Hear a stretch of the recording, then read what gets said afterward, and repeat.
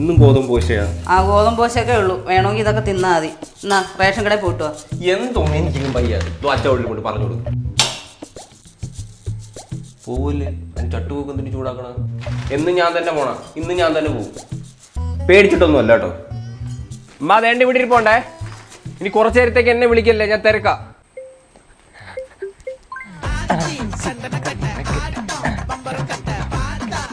ഈ തേങ്ങ ചോദിച്ചാ എന്തോന്ന്, ഞാൻ ഇപ്പോഴല്ലേ റേഷൻ കടയിൽ പോയിട്ട് വന്നാ. ഇതെന്തിരി തീരുമ്പോ പണിയൊന്നോണ്ടിരിക്കണ.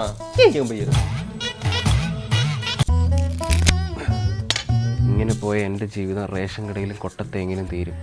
എന്തേലും ചെയ്തേ പറ്റൂ. അടുത്ത പണി വരുന്നു. ബാങ്ക് വരെ പോണ വണ്ടി എടുക്ക്. ഞാനങ്ങൂല്ല, അമ്മയ്ക്ക് പോകാനായിട്ടേ ഞാൻ കേരള സർക്കാരിന്റെ കേരള സവാരി ബുക്ക് ചെയ്തിട്ടുണ്ട്. അതിലങ്ങ് പോയാൽ മതി.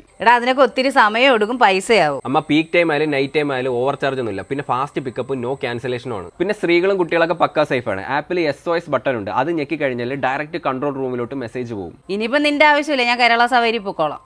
ഞാൻ രക്ഷപ്പെട്ട്. ഞാൻ തുണി കഴുകി വെച്ചിട്ടുണ്ട്, അതങ്ങ് വിരിച്ചിടണേ.